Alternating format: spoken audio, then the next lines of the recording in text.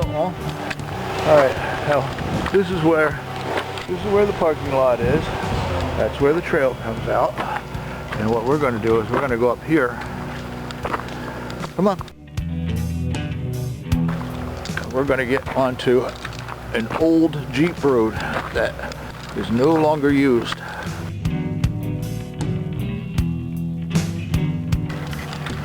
He's anxious, but it's been a heck of a morning. So, and here, blocked off by lots of big boulders, is our Jeep road. Believe it or not, this opens up into an awesome extra hiking trail, and it's wide and it's easy to walk. And since I picked such a hard trail last year, I really wanted to pick a good one and a nice one this year.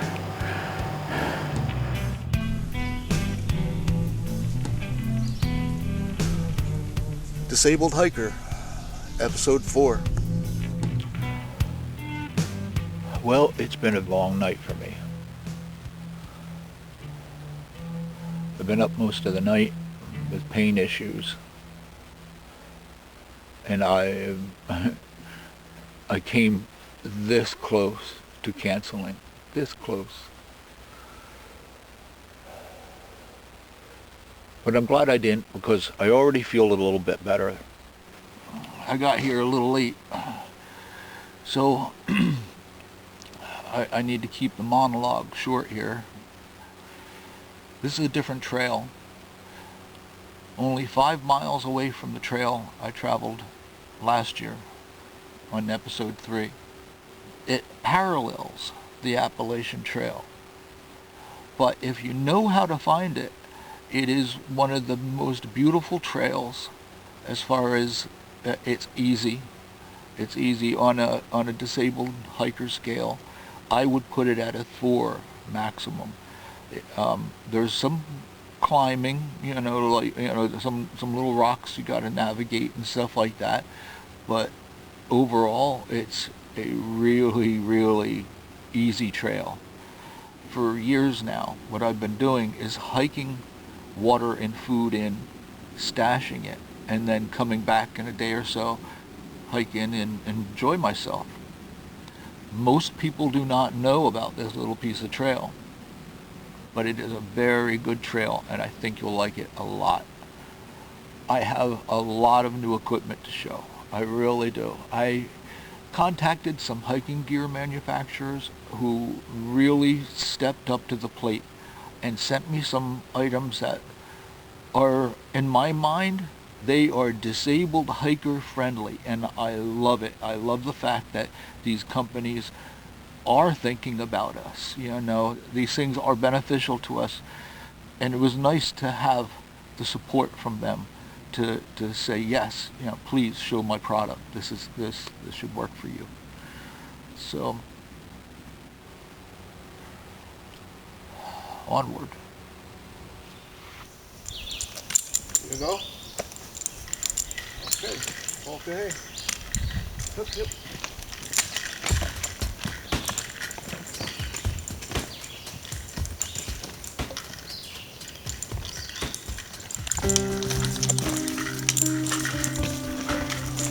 I went to bed last night at around 11 o'clock, and around maybe 12:30 I woke up in horrible pain. Absolutely horrible. And then my anxiety kicked in. Been dealing with anxiety the last few years.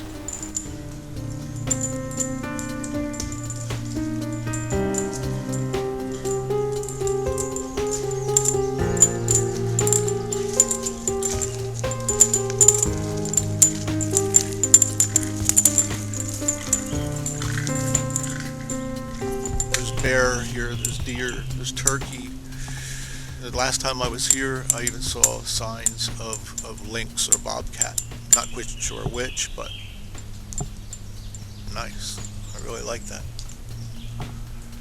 Birds are chirping. Couldn't ask for a better day. We're actually going to a different campsite than I usually use. A little place that my son and I have dubbed Three Fingers. As usually when I'm filming, I'm one-sticking it. But a little later on, I have a rig I'm going to actually strap on my chest to actually show you a little bit of what it's like.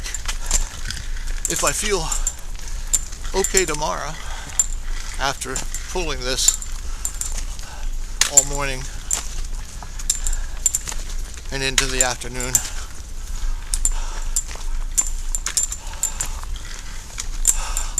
I'll try to go a little farther.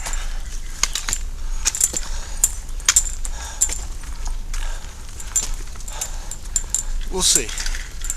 I'm not making any promises. Because I'm not only testing out the gear, I'm testing out me. But I'm not overdoing it. I need to just take a lot of breaks and not take anything for granted here.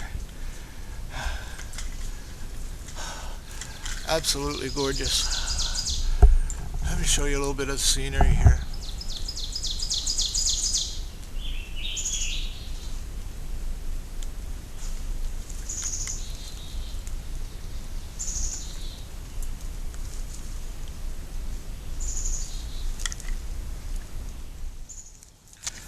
Well, I'm at the halfway point. Took me about 2 hours to get here. A little longer than I expected. I really kind of expected to be here in about an hour. But I'm really sore. So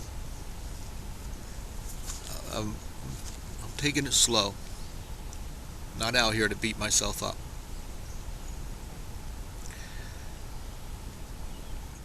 It's a beautiful day. Beautiful weather. Beautiful company. What more could I ask for?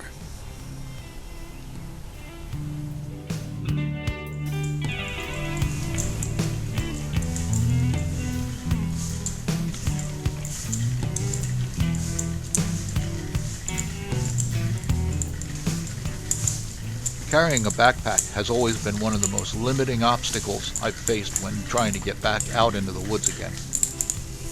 You can make all the modifications to a backpack you wish, but it still comes down to relying on being able to handle the constant pain, weight, and stress the pack puts on your body. So I'm sure you can imagine the joy I felt when I first laid eyes on the Dixon roller pack. Watching the videos on the website and listening to the testimonials I found across the web, I thought my dreams had been answered. However, just as with all of us dealing with physical challenges, our needs are often individually unique as well. And what works for some, unfortunately, does not work for all. Thanks to the Americans with Disabilities Act, those unable to carry a pack have begun using wheeled carts across the entire United States.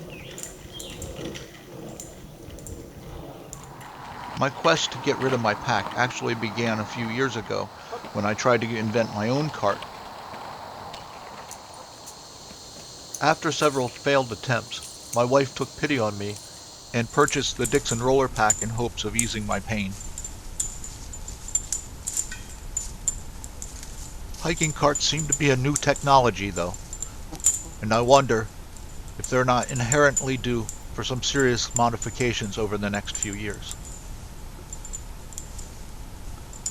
And so extensively testing it out before taking it hiking just seemed like the right thing to do. The first obstacle I faced was how to put the roller pack on. Of course, to be quickly followed by how to take it off again.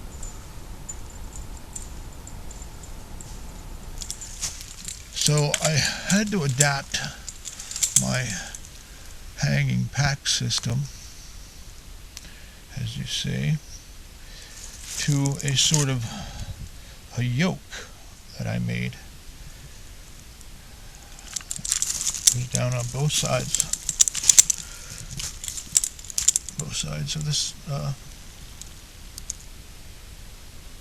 of the frame, and up to a carabiner.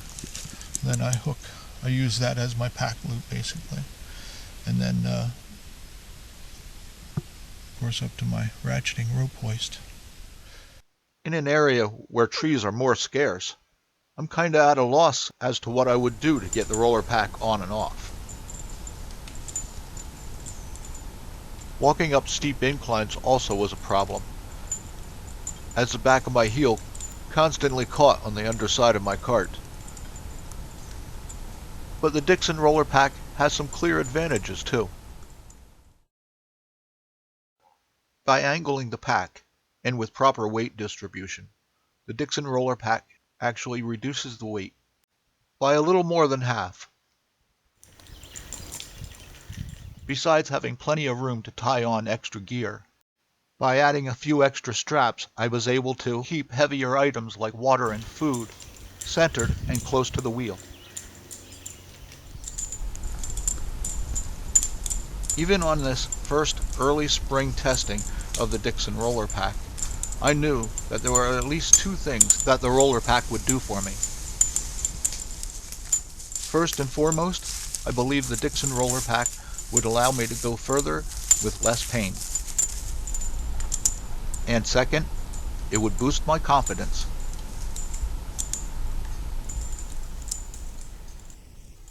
After more than 6 months of heavy use and modifications, the only thing I seem to be sure of is that I'm not finished with the modifications yet.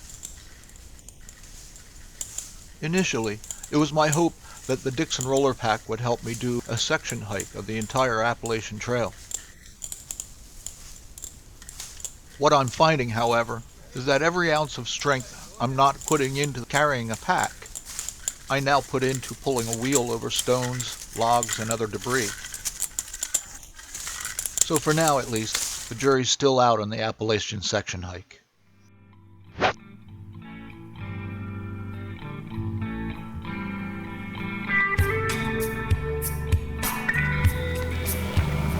Okay, now I always wanted one of those chest-mounted cameras, but I always realized that the type of rig it's on, I would never be able to stand the pain from wearing it.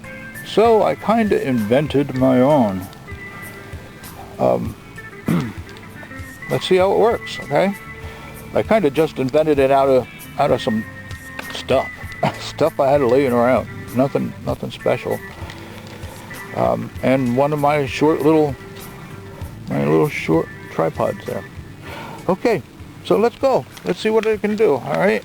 Let's see if it gives you an idea of my traveling woes and the kind of terrain we're going through as well. All right, that's what my dog is heading towards. Tashonka, come on back. Stay with me. Come on. Good boy. That's the one thing I got to watch out for, especially when I'm filming. So when I'm not filming, me and him are like cerebrally attached. He almost knows what I'm thinking. But when I start filming and talking to the camera, he gets a little distracted. So, all right, let's head out and see what else I can do here. Spider web in my face. That's how you know you're hiking.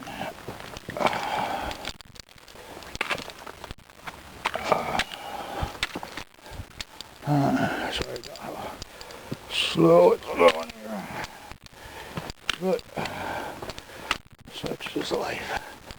And if I take it slow, I don't hurt so much when I get to the top. Tashonka, Kaila, wana? Oh, pelo, yep. Kaila, wana?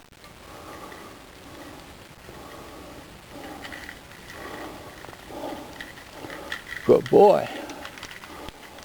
Stay, hope you know. Stay close. on. So this is the trail you get when you get to the top. I mean, you have a little bit of a rocky climb. It's not like mountain climbing or nothing, but I'll turn you around so you can see behind me here. It's a nice trail.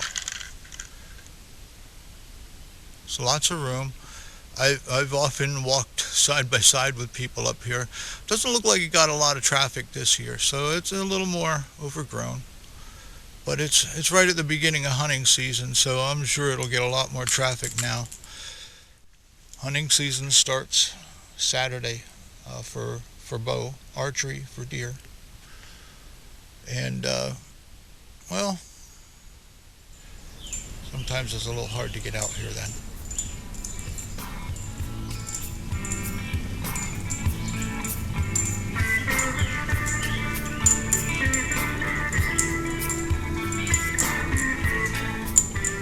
As a recluse kind of guy, I love to find those out-of-the-way campsites that have either been forgotten or simply overlooked.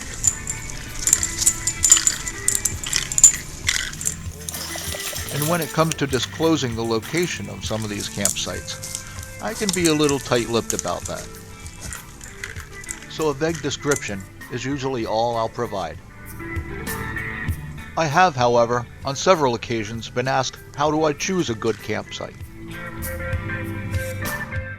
Although it may seem obvious, the first thing I look for is an open, flat area with lots of shade and out of the direct wind. However, what follows is 100% about safety. Introducing the 3 looks. Look up. Be careful of widowmakers. Dead tree limbs come down with the slightest bit of wind, and you don't want to be under them. Look down.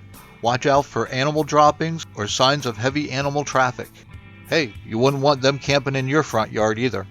Also look for flooding debris and signs of poor drainage. And look out.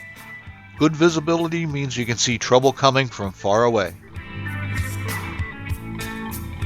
Besides these safety tips, I advise keeping your camp at least 300 yards away from water. The closer you are to water, the closer you are to mosquitoes and other insect life. Remember, established fire pits don't necessarily mean great camping spots. Be safe and have a great time.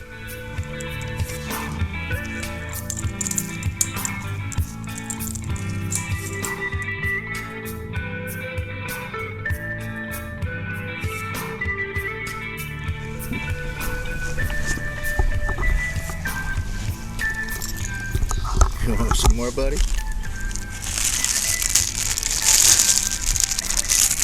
There you go. Hiking with Tashonka, it was clear from the start Good boy. that his appetite was easily as big as his heart.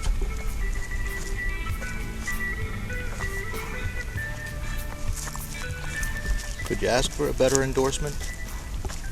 I don't think so. The nice thing about these bison bowls is they have a compartment underneath, and they're basically made so they can turn inside out for storage. And with a little manipulation, you can kind of turn it into a little patty.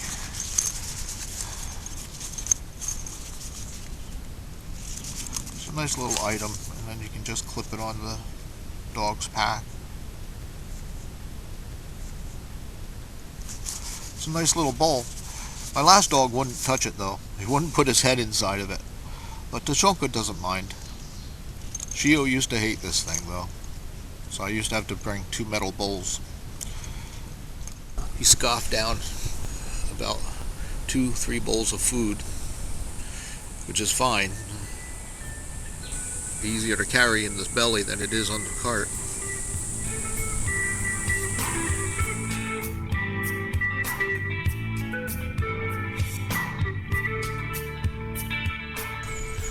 It's the dog food that really weighs the most. I was shocked at how I have about 3 pounds of food.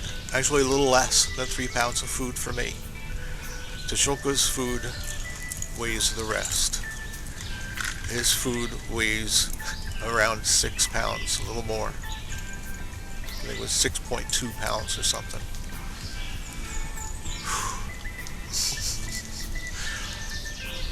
Does somebody make dehydrated meals for dogs? Well, this is my camp. This is where I'll be setting up. The dog here, fast asleep. And it's about time I start unpacking. So, but it's such a beautiful day out. Not too hot, not too cold.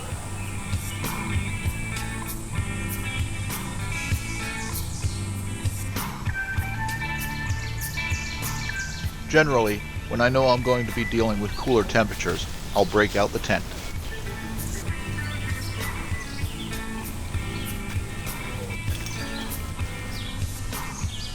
And being no stranger to the occasional violent storm while hiking, a good tent can save your trip when the weather turns on you.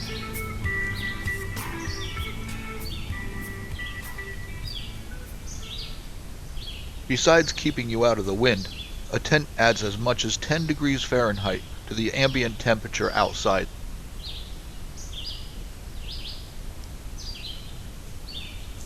An easy favorite with Tashoka, he seems instinctively drawn to the close quarters and den-like feeling our little shelter can provide.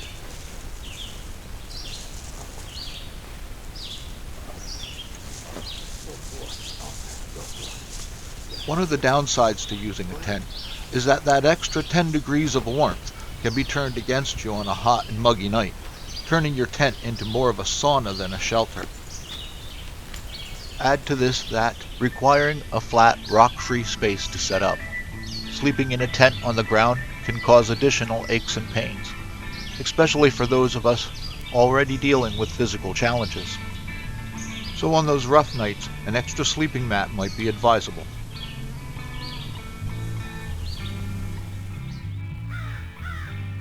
In the past, when I knew there was heavy bear activity, I would use a system called the 3-point camp system. Simply put, the system requires you to keep your sleeping area separate from your bear bag area and separate from your cooking area as well. The thought being that if you kept all food out of your camp, a bear would have no reason to visit your sleeping area. This is our eating camp. This is where we'll eat all of our meals. We sit here, just chill out, and enjoy the scenery, enjoy the sun going on, and enjoy the crows flying over. Enjoy the puppy dog's company. You betcha. But it's a nice little spot. Our camp is over in that direction. Can't really see it from here. But it's about maybe 75 yards away. So we're about ready to head back, huh? Okay, let's go. Let's head on back. It's always good to keep your food and your camp and your dining area separate. Even though you're just on the trail, it's like I'm not going huge distances here, Look, there's my camp already. I don't know if you can see it from here or not. Yeah, see, there it is. See, so there's that, the regular camp, and there's my food camp. My dining area. Not that far away. It's really kind of nice. Oh wow, look at that.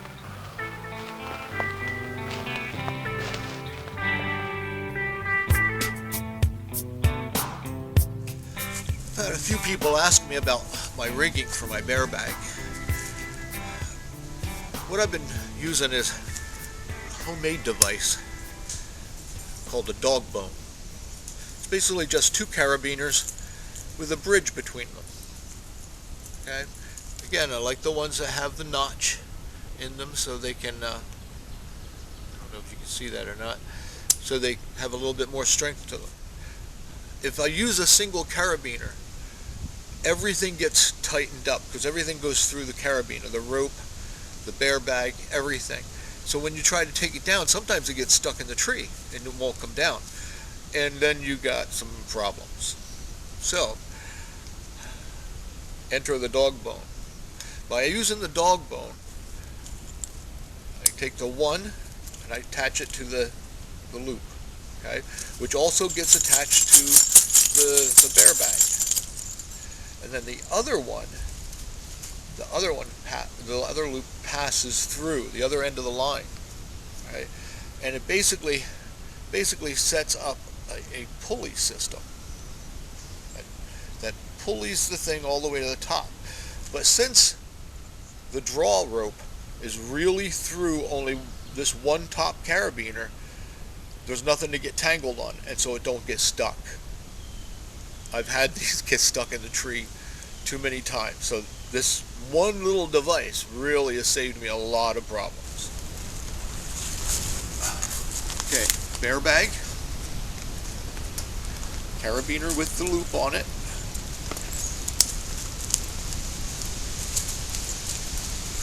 and connected, okay, and connected to the bear bag. The other loop goes through the top carabiner, okay, and now I'm pulling the rope, just pulleys it right to the top.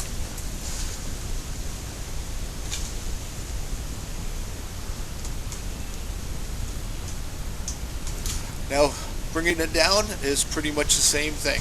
No tangles, no knots, no nothing.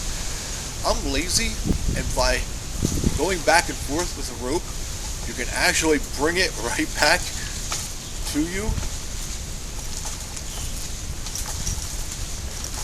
which is really nice for me because when I got my cane and stuff, it's a lot trying to walk around here. So the more I can do standing still, the better.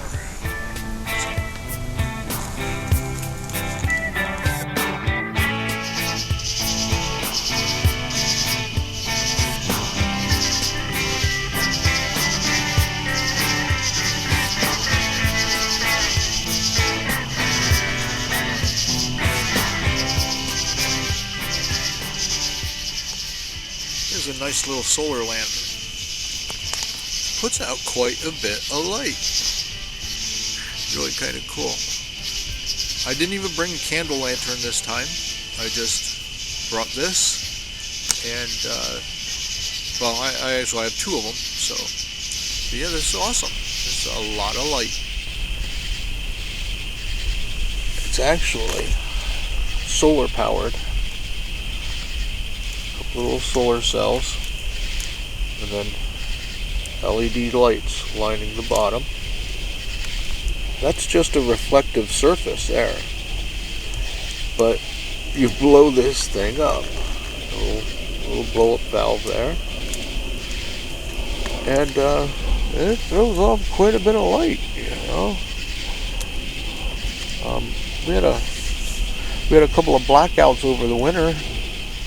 This worked really nice to illuminate a room so you could see what you were doing. Did okay. And yes, it really does. I mean, this weighs almost nothing. So this is the lightest lantern I've ever had, the lightest lighting apparatus I've ever had out on the trail with me. Even candles can't beat this. And it charges itself.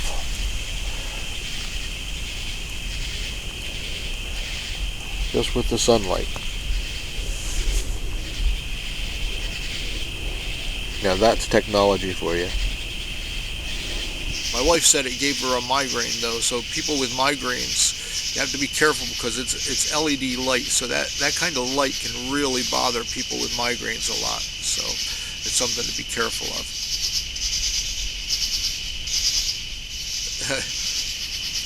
I could really see getting actually more of these because I mean, with enough of these, I mean, and they're so lightweight, you know, and with enough of these, you could throw yourself a light show out here. Really kind of cool. Compresses flat, so it's really nice to get out of the way. That's how I charged this. In fact, I actually had it flattened out, and then I had the solar panels face up on, you know, on the back of my Dixon roller pack, and off I went. Okay.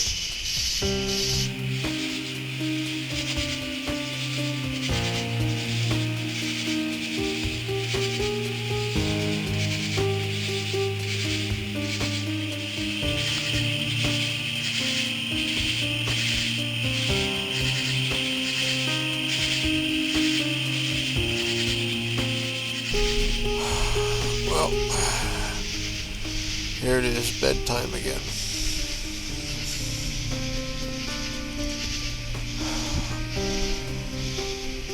Hopefully out here I'll get some sleep. I was awake most of the last night. I was surprised how late I ended up staying up tonight. Just haven't been sleeping well lately. I've had a lot of anxiety problems. Just been way too much.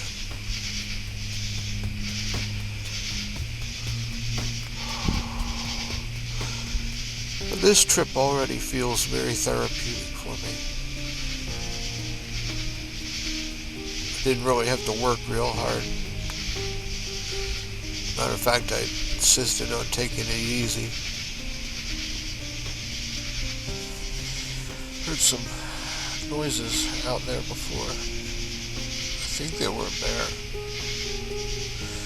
Too tired to get out of the tent to even look. As long as the bear was passing by, who cares? It just didn't matter to me. So, my little buddy sat down there. Such a good dog.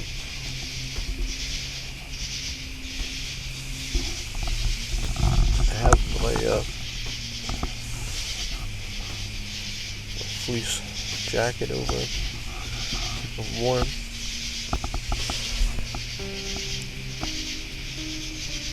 He probably don't even care. He's got such a heavy coat on.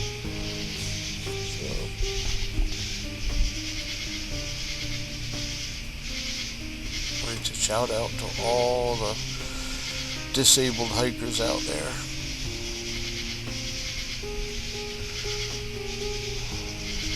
You're really, it's not easy to do this.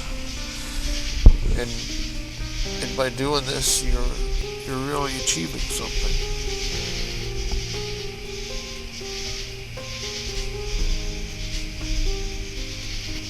Keep it up.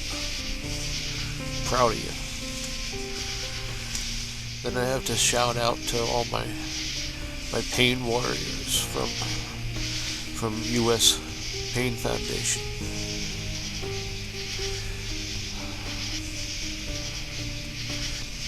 Again, wonderful people.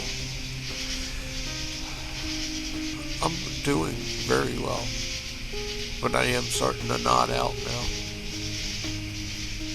So perhaps I should say good night. Good night. Good night, Tashoka.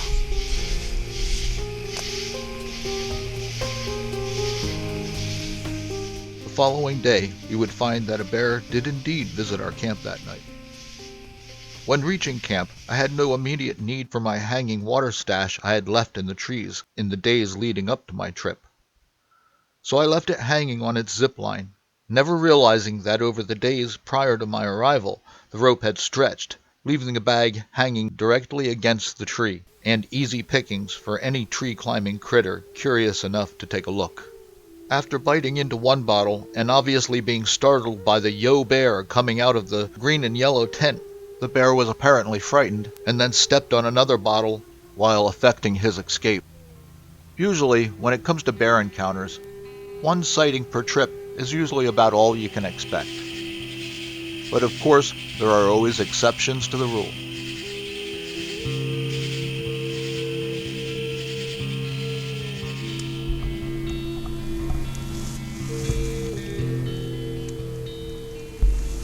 Good morning, puppy dog.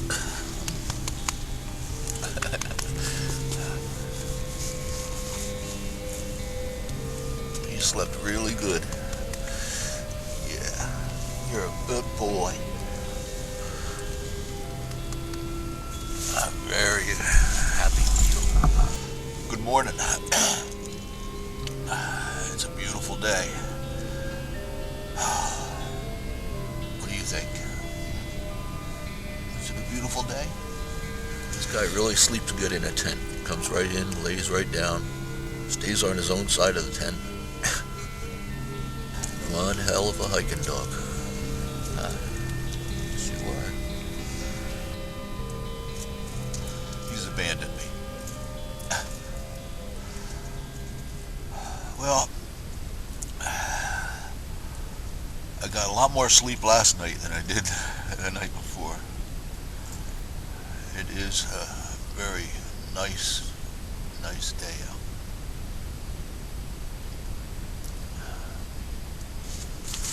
I think he's found his favorite spot. He's been in that spot most of the time since we got here. So I got a lot to do today. A lot of fun stuff. Although it was fully my intention to move camp today, It's already time for painkillers. it was pretty easy to tell early on I wasn't going anywhere. Painkillers and glasses. So despite this slight breach of trail etiquette, They go well together. I decided to take a 0 day and rest my body for the return trip out. Sounds like a thru hiker coming through already. You hear the walking sticks on the rocks.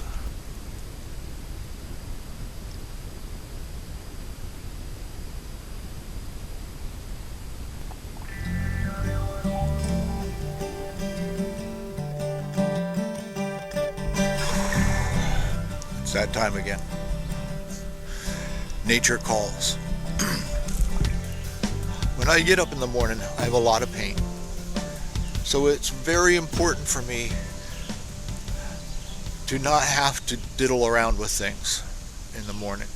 So, what do you do when nature calls? It's a controversial subject. It's one of those things where everybody has their own comfort zone and take on the idea. Everybody has their own thoughts on a favorite spot, a favorite outcropping, or a favorite type of log, or whatever.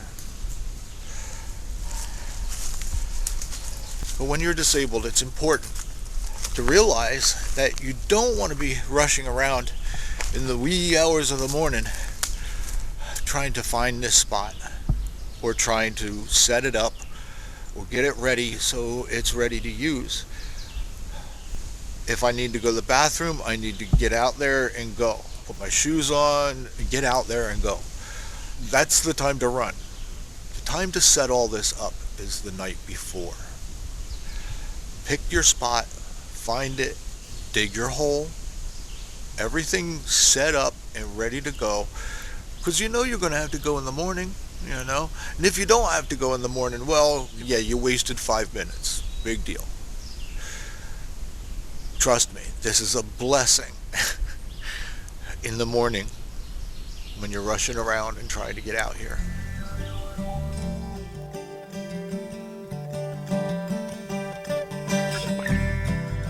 As a person dealing with physical challenges, a simple thing like toileting in the woods can suddenly become, well, not so simple.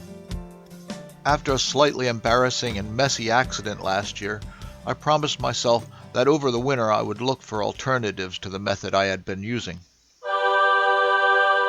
At first glance, I thought the Appleby toiletry was some kind of joke directed at the hammock camping enthusiasts. But after reading the advertisement and ruling out the possibility of levity, I began to wonder if such an idea might work for me. Now, for modesty purposes, I'll just sit here and I'll show you how it works. It's a very simple knot, nothing special. And the nice thing is that you can kind of like fit it to your own height, whatever feels best for you.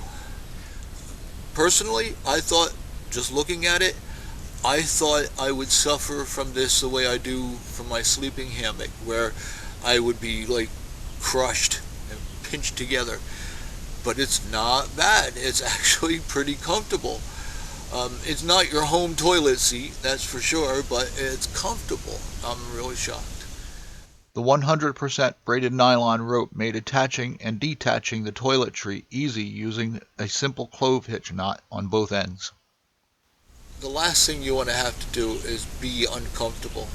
So it's really important to make yourself comfortable. If it's a little extra weight, perhaps.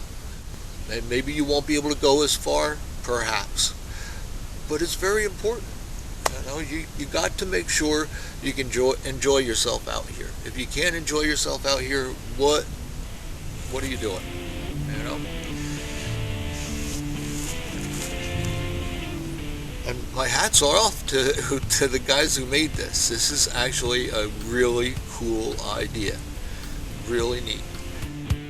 After extensively testing out the Appleby system, I realized that in spite of the added ventilation, the toiletry could easily double as a camp chair as well. Weighing slightly under 10 ounces, the Appleby folds flat and fits easily inside your pack, or can be simply rolled up with your sleeping mat. In the absence of finding a manufacturer's weight limit for the toiletry, I searched the reviews, finding evidence that the toilet hammock could handle close to 300 pounds. But in view of this manufacturer's oversight and my own experience, I would put the maximum weight capacity at closer to 260 pounds. Speaking as a physically challenged hiker, it's clear that this is a well thought out and well-made product. However, considering that the Appleby toiletry requires knots to be tied, I must attach an arthritic pain warning.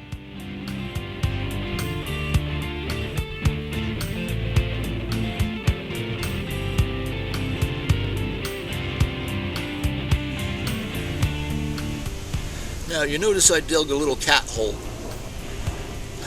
The cat hole is one of the most accepted versions of getting rid of your waste out here. And even more accepted is to pack it out, but we have a lot of trouble with pack weight as it is. I hate to add to it. It's a very basic idea where you dig a hole 6 inches deep, do your business in it, and then cover it over. And I know a lot of people that try to just lift up a rock and do their business and then put the rock back over on top of it.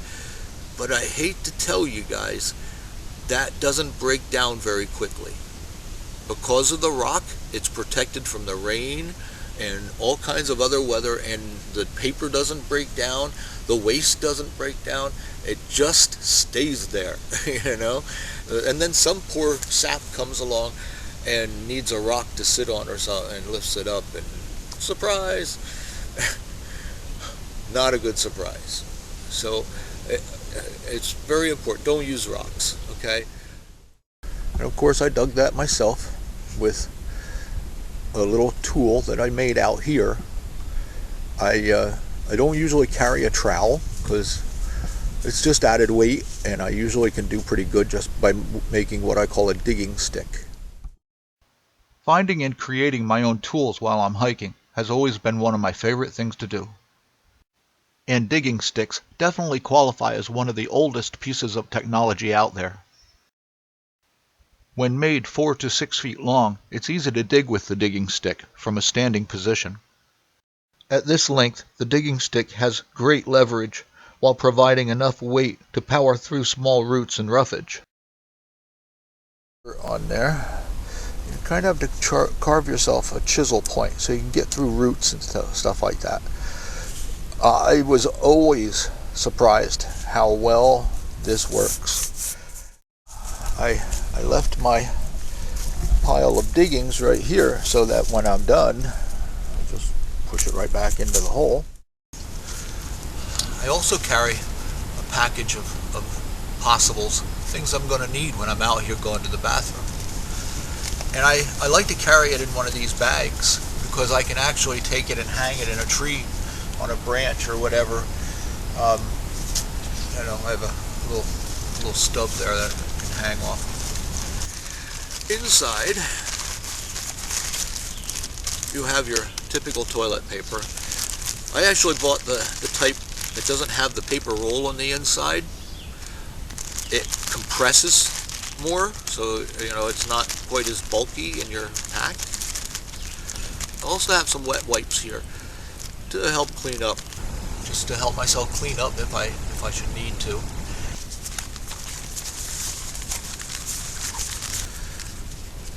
These here you might find a little bizarre for me to bring with me.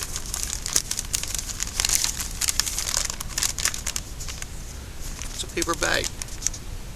It's a fairly simple idea because when you're out here, a lot of times you don't want to leave the paper behind. I have mixed feelings about it. If I use a lot of paper, I get one of these babies out and I paper bag it, and then I take it back to my camp and I burn it. I burn it and get rid of it. But yeah, this way you're not leaving any paper behind, nothing at all. I mean, it's pretty small, pretty convenient. I bring one for each day that I'm going to be here. If I need more than that, well, I'm out of luck, but this works.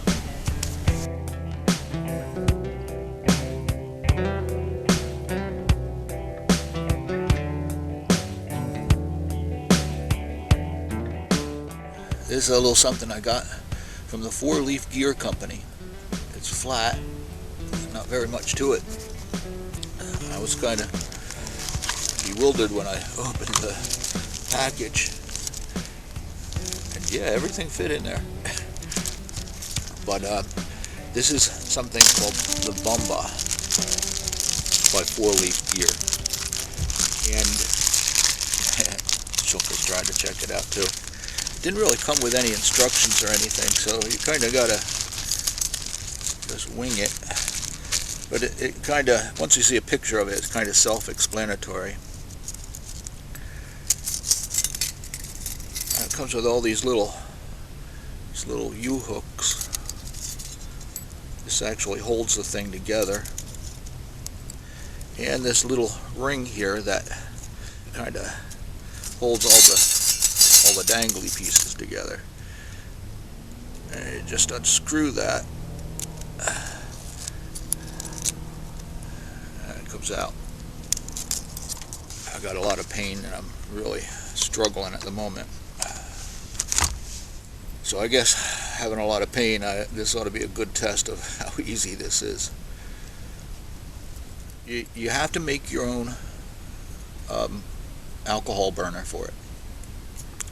But you can also burn directly in this. That's what this little triangular grate is for. Or, like I said, you can use an alcohol stove, and that's basically what this is for. And I went ahead and I built an alcohol stove, so I'm just going to use this one. And they kind of fit into each other, like so. and then you put one of your little clips through those holes, like this.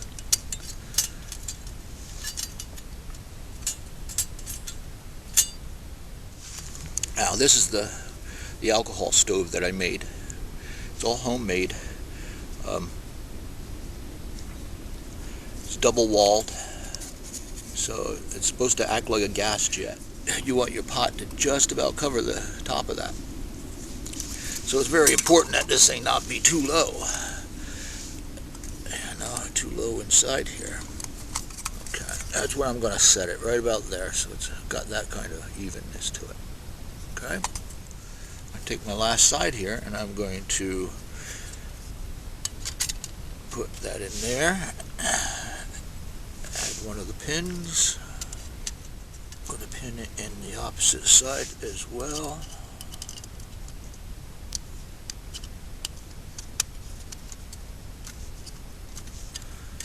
And there you have it. You see push these all the way in, but I have a little trouble getting them out then, so I find it works just as easy that way. These don't pop out unless you pull them out, so see, like this one here got like kind of really twisted in there. It's not easy to get it out of there then. But yeah, if you keep it more like that, they pull out really quick and easy. Okay, it's in need of coffee right now.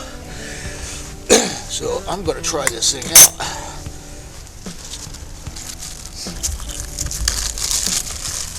Yes, I triple bagged it.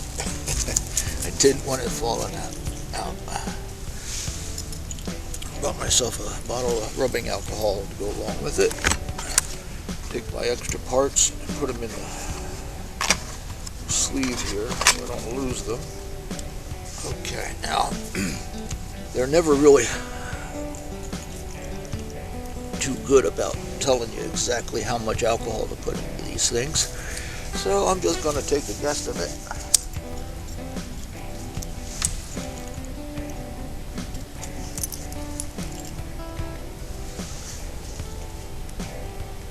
There we go.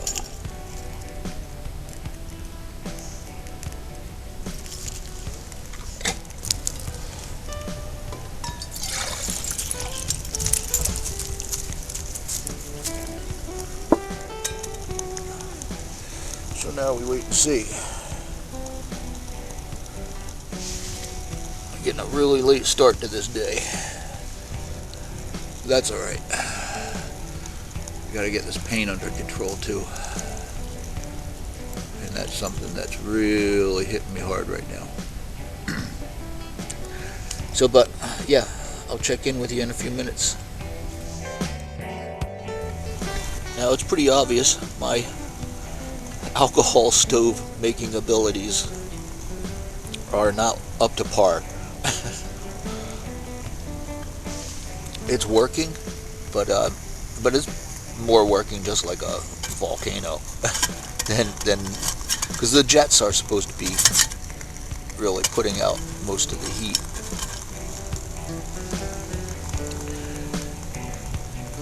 But it's working. And it is a nice little pot stand.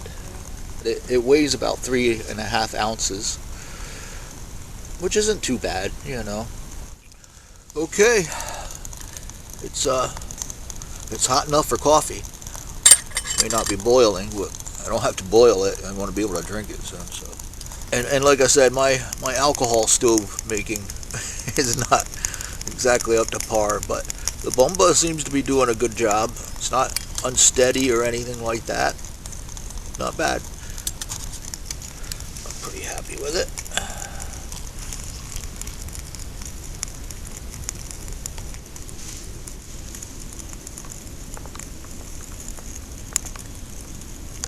All ready to go. Looks good, don't it? You do have to make your own or buy your own alcohol stove. It's pretty easy to use. A lot of parts to it, but as long as you don't lose anything, you're okay. I tend to lose things and pieces of things, so I'll probably be in touch with them to buy a few more U-clips or something eventually. I had fun with this little stove, but I soon realized that pain and dexterity issues might make assembling it a bit of a problem out on the trail. So although I must add an arthritic hand pain warning, I did notice that this stove could be carried into the field pre-assembled by simply bending the U-shaped pins, locking them into place. However, this would nullify its flat and pack-friendly qualities. He's a little private company, so but I like those. I like those a lot. That's the American way. Small, local companies. There you have it. The Bumba, a 4-leaf gear company.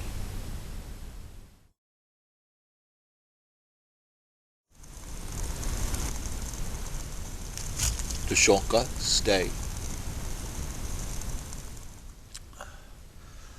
Well, Tushonka had his first bear encounter today.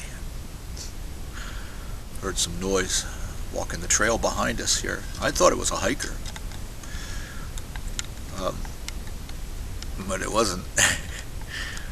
And he came walking down the trail here and then came right into the woods to our food camp. So he obviously smelled remnants of either us eating there or other people. It's a regular camp, so I'm sure other people have eaten there as well.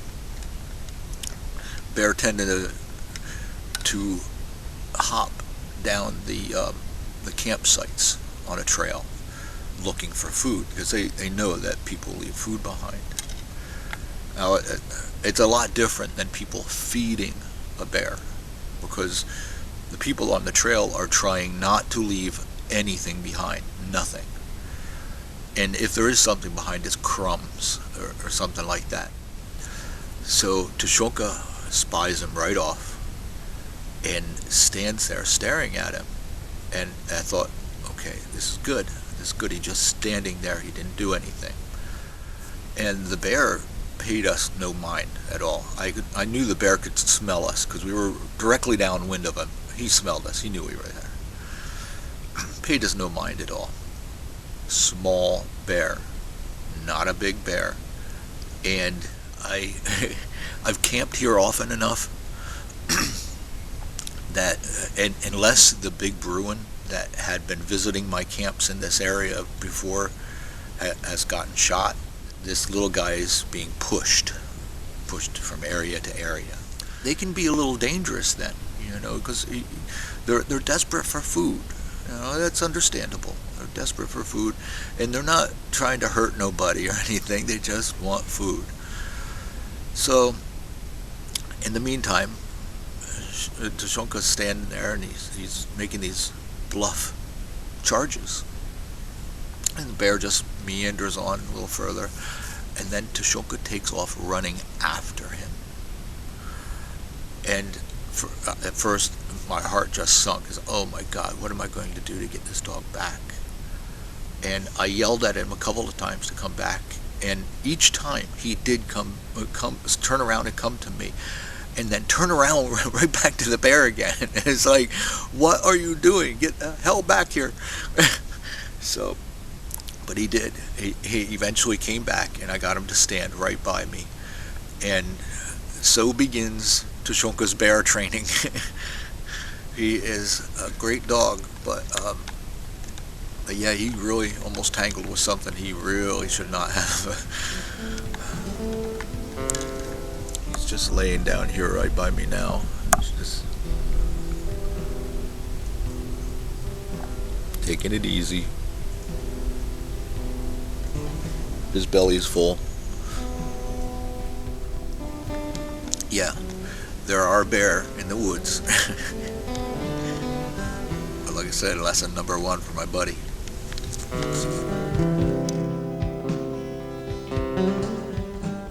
What is not always apparent in my videos is how much time I can spend each day attempting to lessen my pain level. I can spend a lot of time staring off into space, trying to think past the pain to even form the simplest of thoughts. much less committing those thoughts to video. I'm going to try a little something called earthing. Very simple technique, especially when you're outdoors like this and you're exposed to the great wilderness. It's as simple as taking off your shoes and sitting around a while at camp. Letting your feet touch the ground, have access to the electronic field that the earth generates at all times. And we've taken ourselves away from that field. We've kind of unplugged, so to speak. It's kind of sad, but very true.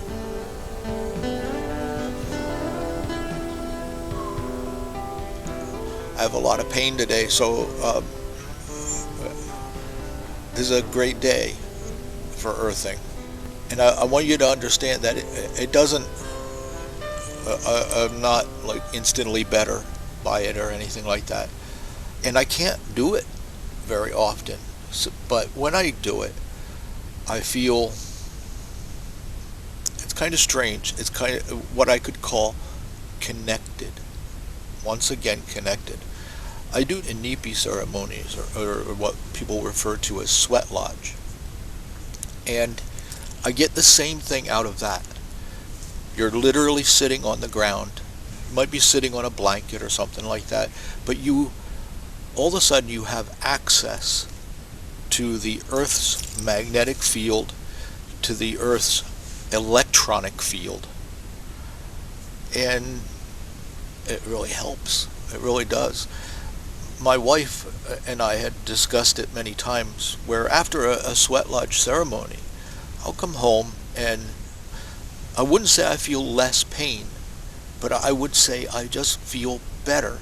You know, I deal with the pain better. I'm not likely to be angry or upset easily, and that's a godsend, because when you have pain all the time, that's the one thing that you notice happens all the time, is you get very upset and very angry very easily. And well, I better get to it, because I mean, it's even just talking about it is working me up. So. Okay. Guess who wants to join in the fun all this? Okay. Yes, you're earthing all the time, I know. Yes. Okay, go lay down. All right. Like I said, it's really simple. It's just a matter of removing your shoes and placing them directly on the ground.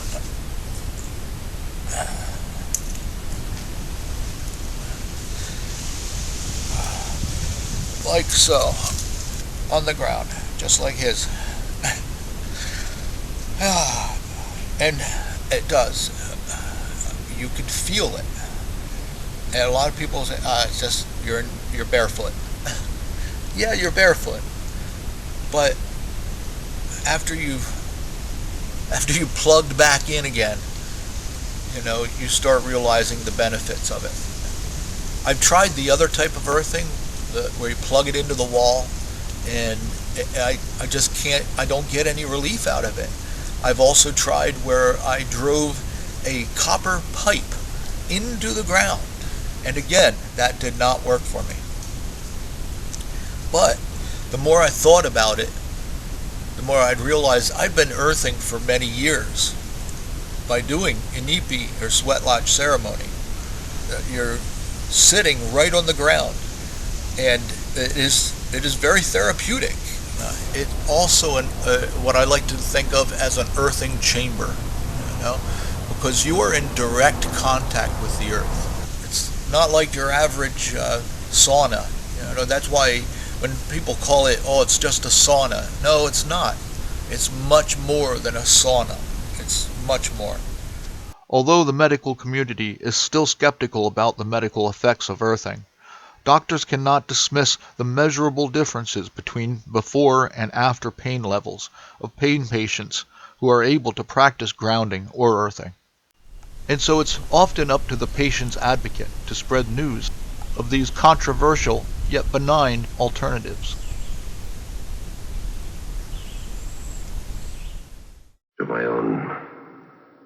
inadequacy, you have missed the most wondrous part of your life.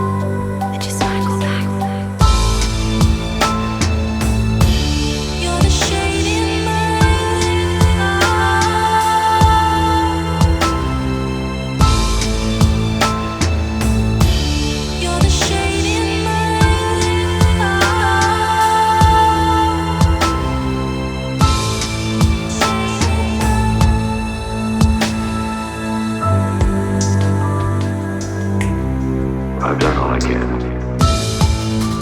Let me go. Let me go.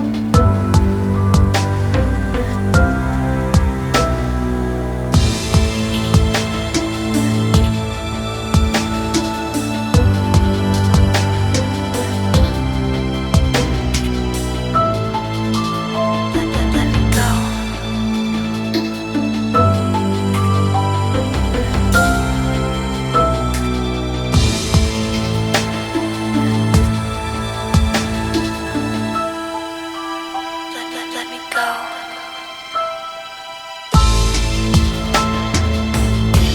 You're the shade in my eye.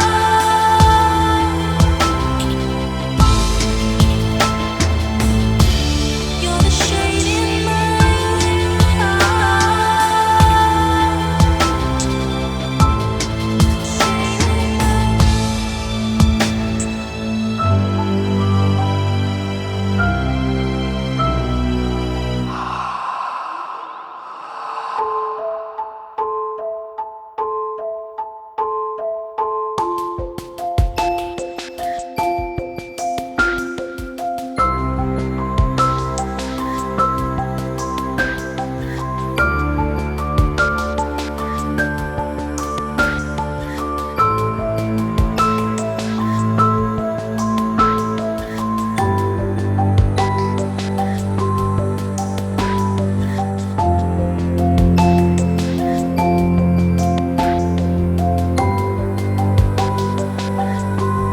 I just wanna go back.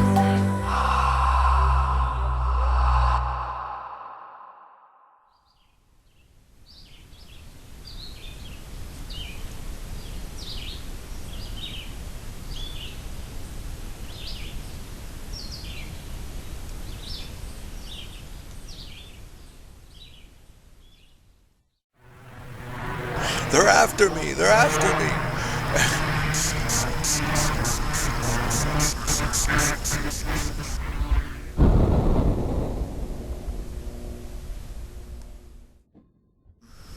Earlier in the year, those of you that follow my blog and my websites and so forth know that I got sick.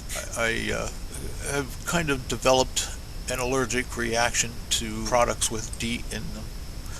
It wasn't pleasant. It was pretty rough. It pretty much canceled my trip. I started out at like 8 o'clock in the morning, and by the time 11 o'clock rolled around, I was throwing up and outright sick. I need something different. I need something new, because I'm not going to give this up just because I don't have a bug spray that is super toxic, you know. So I figured I look around on the internet, and lo and behold, I came across a company called Turtle Moon.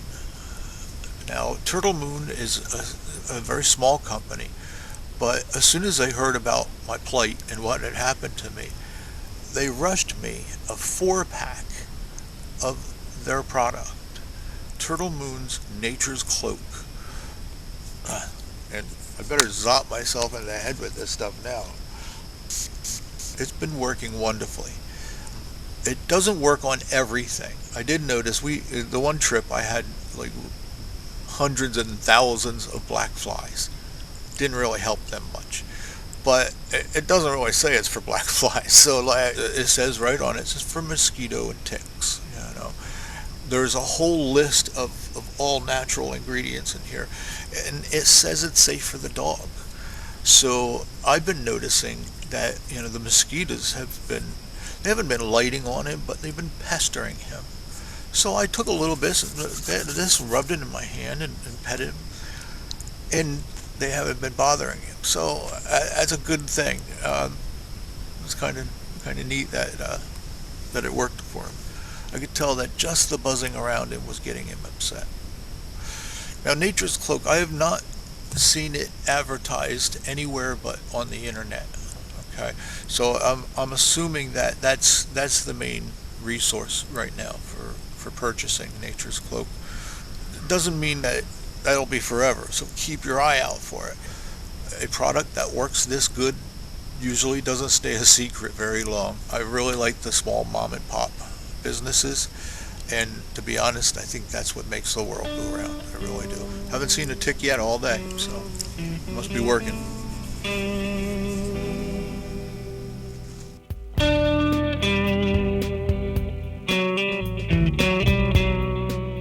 When I first started hiking back in the 1980s, besides being a lot thinner, I found myself very upset by the number of campfire rings that had literally turned into miniature mountains of old coals, broken rocks, and debris such as broken bottles and burned out tin cans. The tallest one I actually measured at 3 feet high off the ground. Fortunately, and thanks to great trail maintenance, these altars of rock and trash have mostly been cleaned up and the remains reclaimed by the environment. It was around this time that I came up with the Rock-Caren fireplace, and started leaving them behind everywhere I saw large fire pits still in use, promoting the fact that there was a cleaner and better way. Sadly, over my years of diminished mobility, they have all but completely disappeared, and my inability to replace them has pushed the idea into complete obscurity. Based on the use of fire pans used in the West for horse and mule packing, the only thing required for the Rock-Caren fireplace is the use of 2 large and relatively flat rocks, one used as the hearth or base, and the other used as a cover to shield the fire from the weather.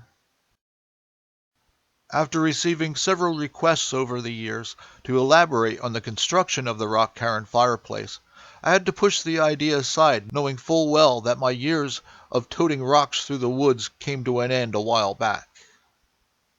That is until recently, when one of my closest friends, artist, photographer, and now disabled hiker film crew, Larry Deach, offered to hike out and move the rocks needed to rebuild the fireplace on site. Construction is fairly simple. Once the larger hearthstone is in place, smaller stones are placed in a U-shaped pattern around the edges before capping them off with the smaller flat cover stone. And with my hearthstone set in place, I was ready to begin. When coming up with the Rock-Caren fireplace, as a method of reverse engineering, I tried to keep in mind 4 specific issues I had with the old fire rings. The first was aesthetics. The old fire pits, although traditional in nature, left an obvious scar on the landscape, and with no one disposing of old ash and charcoal, these fire pits soon took on their more mountainous appearance. Second was stealth. By disassembling and dispersing the Rock-Caren fireplace, it's possible to take no-trace camping to a whole new level. Third was fuel efficiency. Utilizing the compact construction and reflective properties of the rocks, the Rock-Caren fireplace burns half the fuel of a traditional open fire pit. Shunka, what are you doing? Don't dig.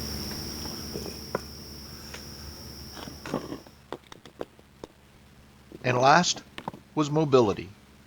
In my younger days, when I saw rain coming, I thought nothing of moving the Rock-Caren fireplace to just outside my tarp, knowing full well that the cap or cover stone would protect the flames from the rain, yet continue to provide me with light and warmth for as long as I could feed it. As you know, heating the wrong rocks can lead to problems. So utilizing the rocks from old fire pits can help you build a safe Rock-Caren fireplace. Besides being great fireplaces, I've also used the Rock-Caren as a cooking hearth as well.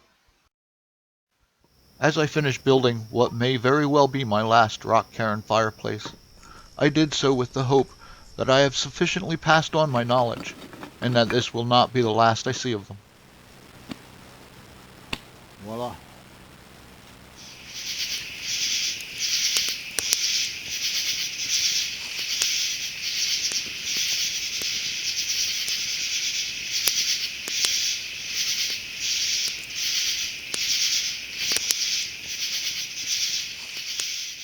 Knowing that my second night was supposed to be a full 10 degrees warmer than my first, I took advantage of some extra space in Tushonka's pack, so I could bring along something very special. Hammocks are one of the lightest sleeping systems to use when accessing the backcountry. There is a harmony to it like no other.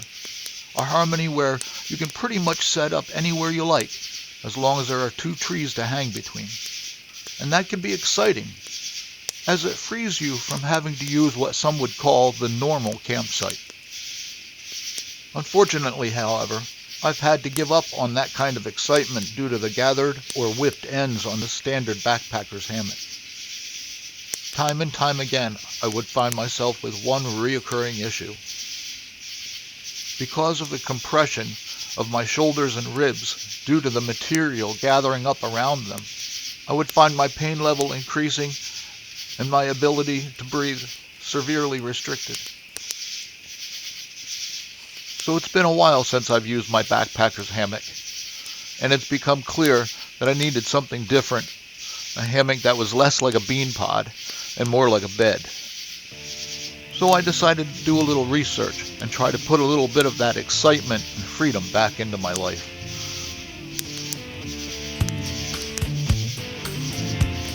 I found the Ridge Runner hammock relatively early in my search, and soon found myself comparing it to every other solution I found to my hammock problems.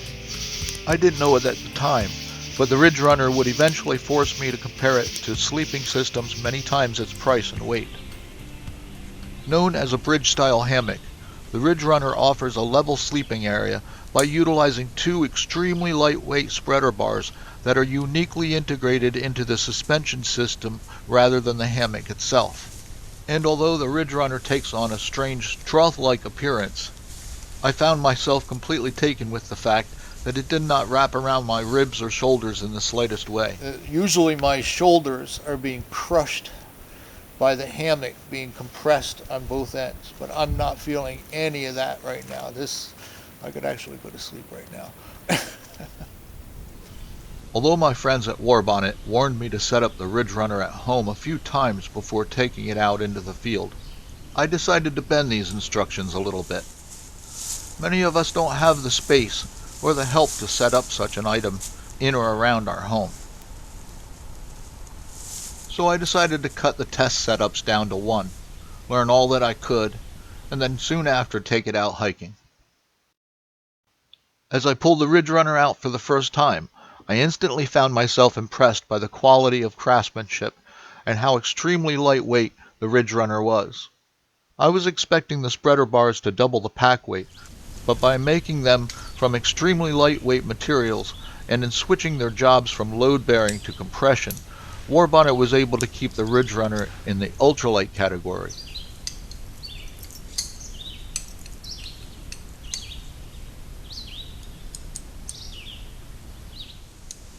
The simplicity in the height adjustment mechanism makes hanging and adjusting the Ridge Runner go extremely fast. That is, once you get the hang of it. But noticing that those with hand and dexterity issues could have a problem operating the buckles themselves, my mind seemed to instantly hit upon an idea that I quickly put into use in the field for testing.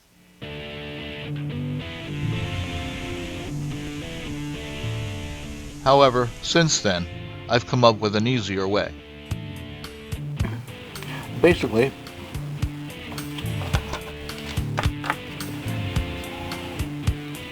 just going to make one of these.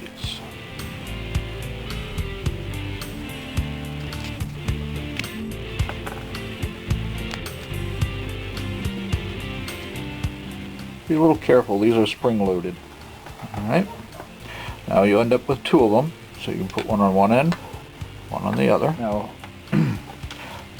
these are only made of pine, so I want to be able to replace this. If this breaks or gets chewed up, you know, I want to be able to just replace it easy and keep going.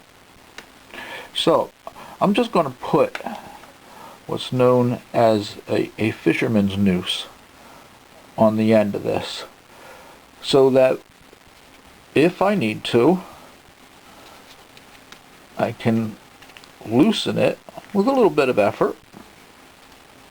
Okay, slip the old one out and slip the new one in, and then just slide that tight to replace it. Okay, now the fisherman's noose, it took me a little while to learn this too, so I suppose any knot will do, okay, in a pinch. The fisherman's noose kind of goes like this. Alright, now there's several versions of this, but this is the one I use.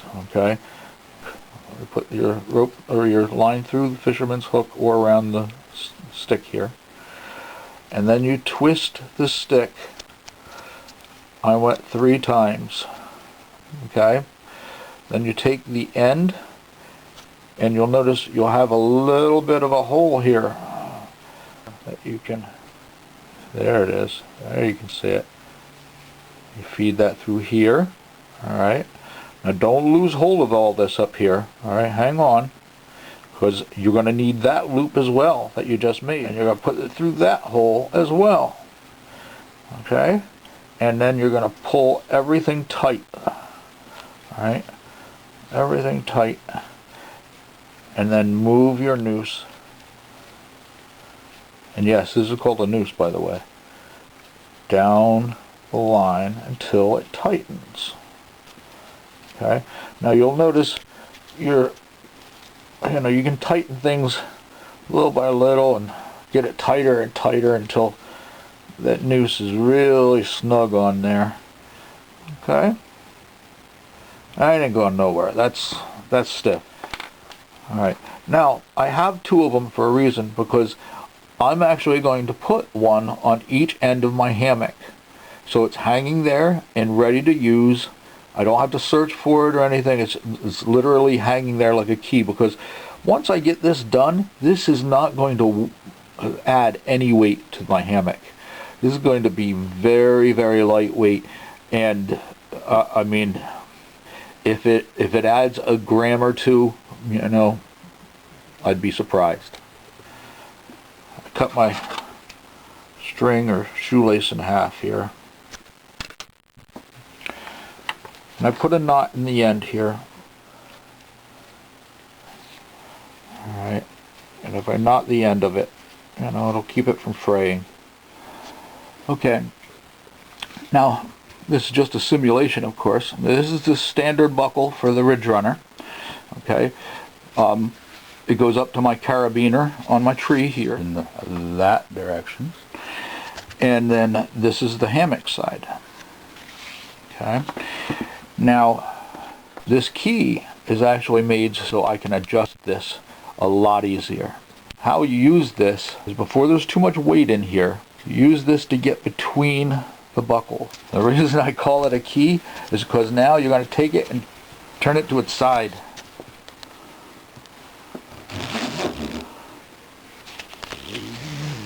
Bring it up, tilt the block, and it slides down. Bring it up, tilt the block, and it slides down. This buckle is very secure. I like how it works because once you take this out of there, you have a strong system that is not going to slip. I actually took a safety pin and I put it in here to see how much it would slip, because I knew if it slipped, that safety pin would either move one way or the other on the line. I think I evened it up like right on the edge here or something like that. So I would even know if it slipped even a little millimeter, I would know. Nothing. Not a little tiny bit. I was in love with this thing. I really was right from the start.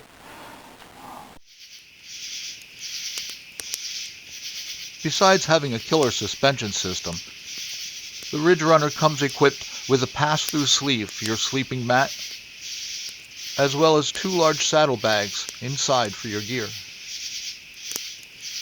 And to top it off, a fully enclosed bug net that is guaranteed to keep the little buggers out. Once I'd switched out my tent, I was set for another great night's sleep in the Ridge Runner. But not before a few hours of trading stories around the campfire. And it becomes easier to think of life that way. Okay, good night, Larry. Come on, Toshonka. Come on.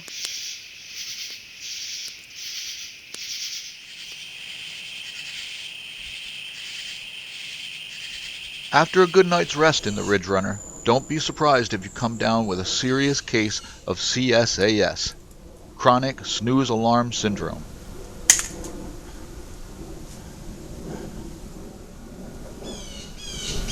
This is comfort. The following morning, it was pretty obvious. I had succeeded. I'd regained some of the freedom that I once had. And there was only one thing left to do. I had told my friends at Warbonnet there was only one way to improve upon a product such as the Ridge Runner. So here goes.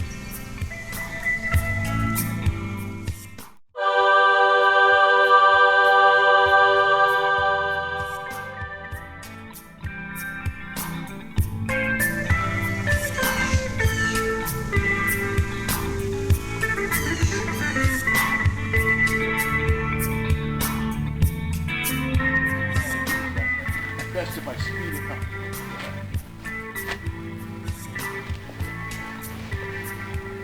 As Larry, Toshonka, and I packed up to leave camp, it was heavy on my mind that there was one last item I had yet to talk about. When it comes to walking sticks, I've made it a point over the years to never count them as pack weight. And for one very good reason. I don't carry them, they carry me. And so it's important that they be dependable and sturdy, as well as affordable. For many years, I had convinced myself that using a single walking stick was more than adequate. And as a craftsman and woodworker, I always prided myself in finding and creating my own wooden walking sticks. But some time back, after I tried using 2 walking sticks, I became aware of the benefits and enhancements to both balance and stability that a single walking stick could not offer. And so soon after, I found myself pairing my homemade walking stick with an expensive collapsible trekking pole. They were an unmatched set, but I grew very attached to them over the years.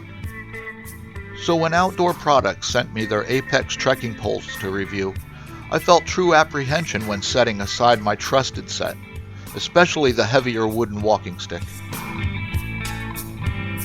Falling is a major concern for the physically challenged, and reliable equipment walks hand in hand with those concerns. But then there's always affordability as well. After all, I've never met a walking stick that couldn't be broken by accident or by fate. My original collapsible hiking stick cost nearly $80 new for only a single trekking pole. But I was a working man then, and now that I'm living on a fixed income, it tends to bring out one's conservative side. So when I saw the perfectly matched set of Apex trekking poles cost roughly half of what I paid 20 years ago for one, I worried that they might not be up to the task. It occurred to me that I was going to have to look at this product through a different set of expectations. First, as a valued and trusted walking aid, and second, as an easily replaceable piece of equipment should it be broken on the trail. And from the first moment they hit the ground, the Apex trekking poles showed that they were up to the job. This matched and lightweight set of trekking poles felt remarkably sturdy on the trails, and when combined with ergonomic hand grips and the stiff shock absorbers, these features culminated into a very dependable and durable piece of equipment as the miles began to accumulate. Coming complete with 3 tip options, the Apex trekking poles impressed me as they felt adequately equipped to handle a variety of ground textures. And the twist lock mechanism made adjustment easy while concealing the locking mechanism and leaving nothing to catch or snag on passing brush. However, like many of us, on those bad pain days, even my big paws need some help.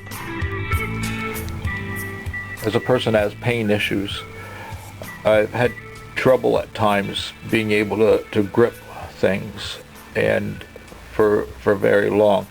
I end up getting so much pain that I drop things. My hand just can't hang on to them.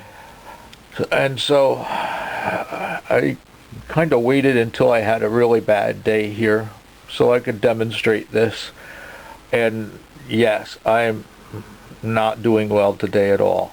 Just because you have a trekking pole like this does not mean that you cannot operate it anymore if you have hand issues. I've found a nice little tool that, believe it or not, you can find in most kitchens, especially for us who are having trouble. This works very well.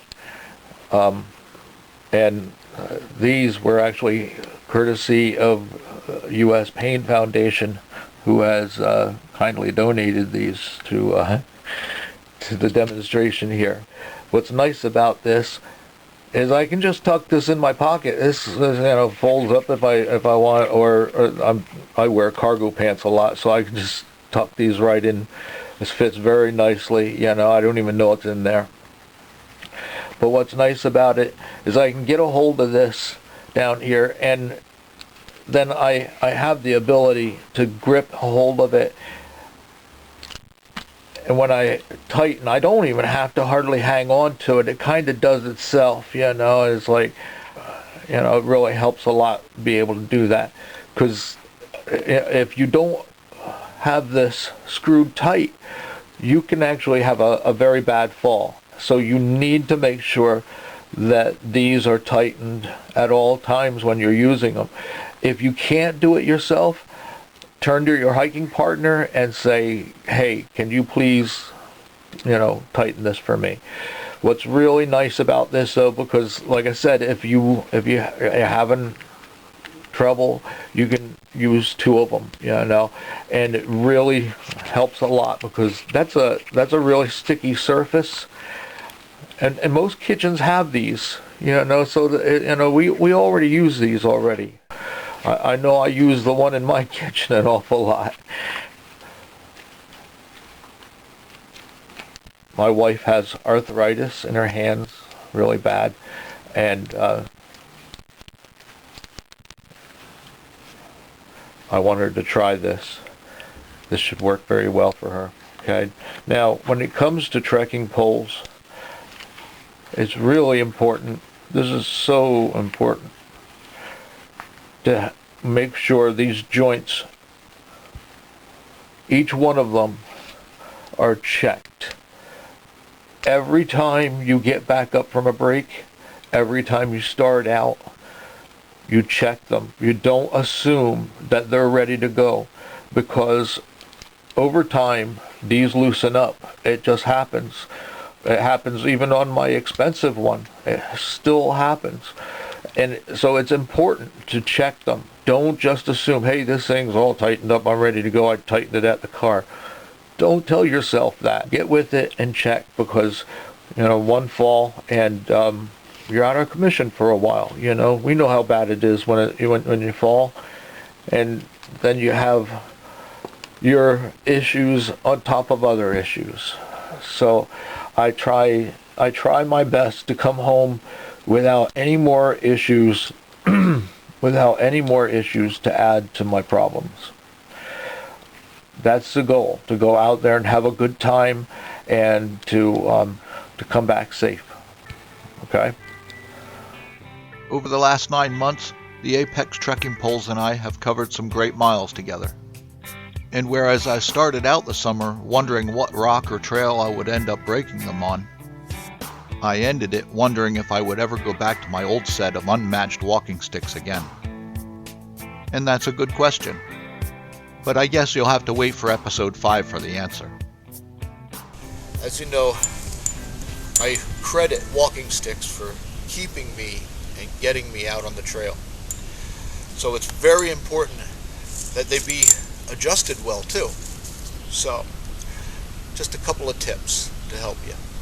When it comes to adjusting your trekking pole, you want the height to give you that right angle on your arm.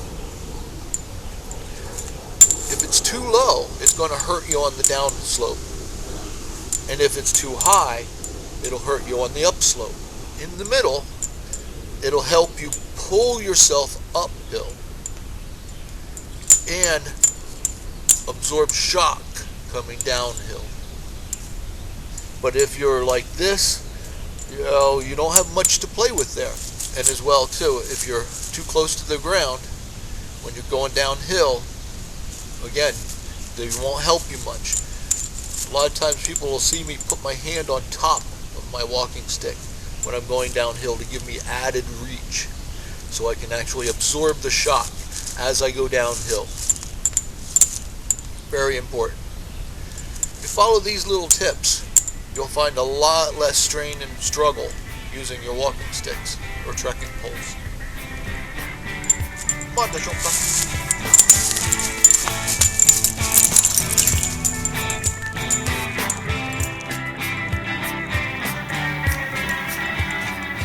Tashonka is always eager to leave camp, especially when he knows the next stop is home. But as we prepared to leave, something was still weighing heavy on my mind. Of all the questions I've answered as the disabled hiker, there's only one I've avoided touching upon in my videos over the years.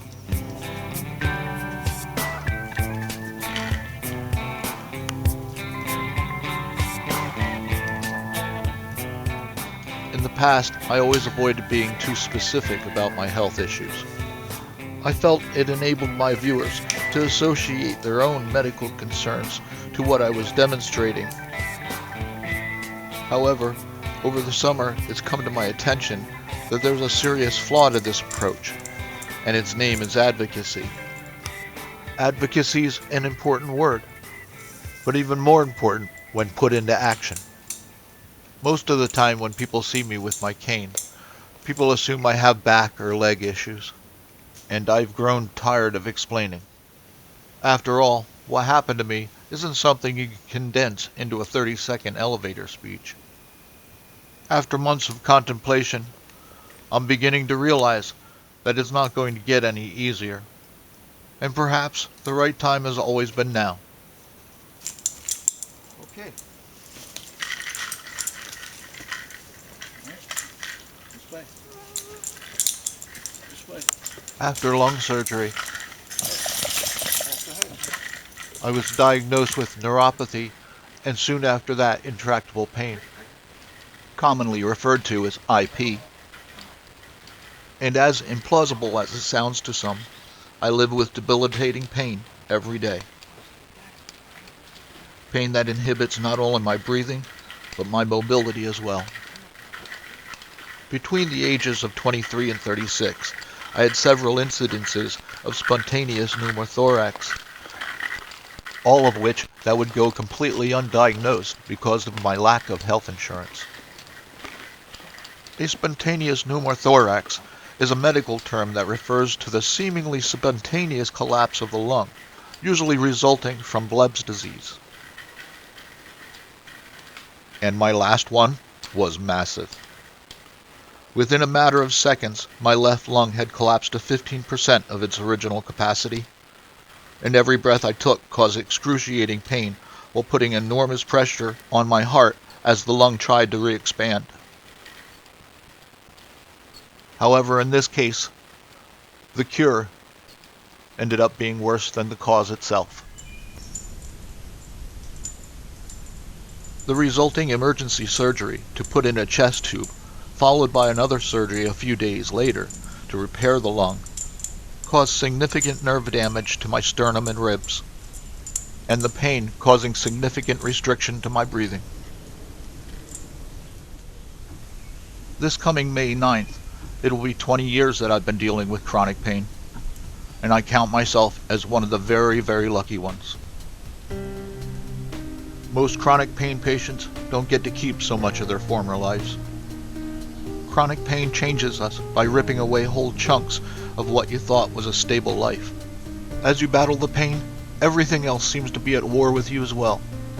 Your job and economic stability gone, feelings of self-worth inevitably follow. And regardless if these things are gone in a flash or removed like pieces on a chessboard, these losses have their repercussions just the same, and the collateral damage can stretch from one end of a life to another. But that's where I got lucky. I have a hell of a support team at home. And no matter if they're still with me or passed on over this past 20 years, their love and understanding has meant a great deal to me.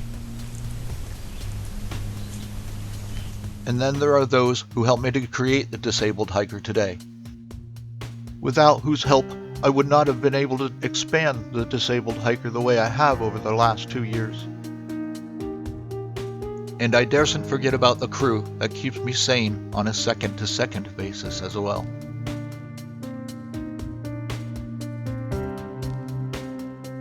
Living with IP is a moment-to-moment fight, one that I can only claim victory over a portion of the time, but victory is victory nonetheless. And so I take my victories wherever I can get them, whether it be up here on the trail or in the city and at home.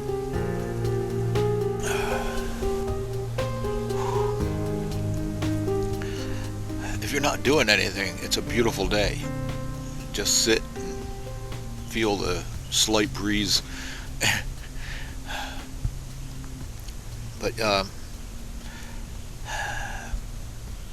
But it's been a good trip. Sometimes that's all you need, just a little bit of time to get out in the woods. Sometimes you need longer. Maybe next time, huh? Okay.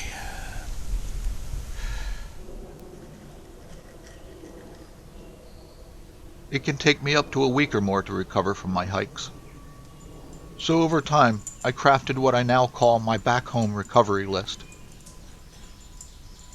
Ironically, this list actually starts before I leave camp.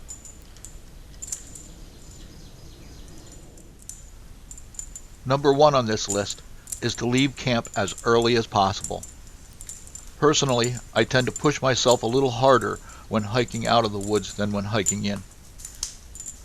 And whether it's about just being anxious about leaving or making a rendezvous time for a ride home, pushing yourself in this way can be very dangerous.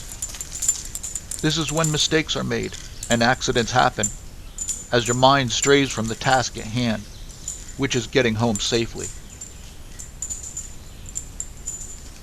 Second on my list is to keep rehydrating. Often the push to get out of the woods leads you to ignore all kinds of signs your body is giving you, and hydration can be one of the worst to ignore. So it's important to keep hydrating all the while you're walking out of the woods, and then again when you get home. Third was to replace my electrolytes.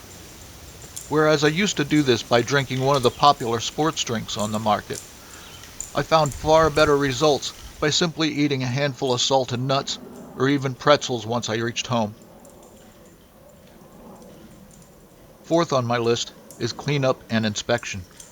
It usually doesn't take long after being reunited for my wife to tell me that I smell like 100 smoky campfires and old sweaty socks. But there's more to it than just a simple shower or a bath. It's a good time for a little peace of mind, too. This is the best time to check for ticks, insect bites, and other injuries that have gone unnoticed. And next, eat a good meal. Follow your cravings, as they usually know what's best at this time. And yes, even if that craving tells you to stop at the little burger place down the street for some takeout. And last, schedule a vacation from your vacation. In the weeks leading up to a trip, I do my best to clear my schedule of everything for the following week after I come home. Depending on my pain level, I don't usually sleep much the first few nights when I come back from the trail. However, I do insist upon 8 hours of rest, even if those hours are not necessarily filled with sleep. For those 8 hours, I make a conscious effort to stay off the internet and stay away from anything that would overstimulate my mind.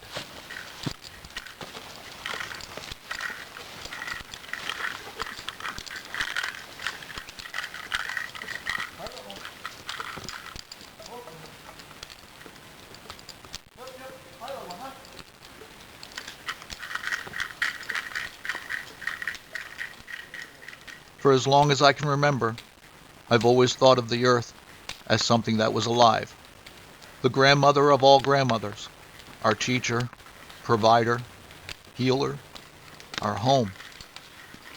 And although it may be difficult to feel at times through the pain and frustration of our condition, we are a part of this earth.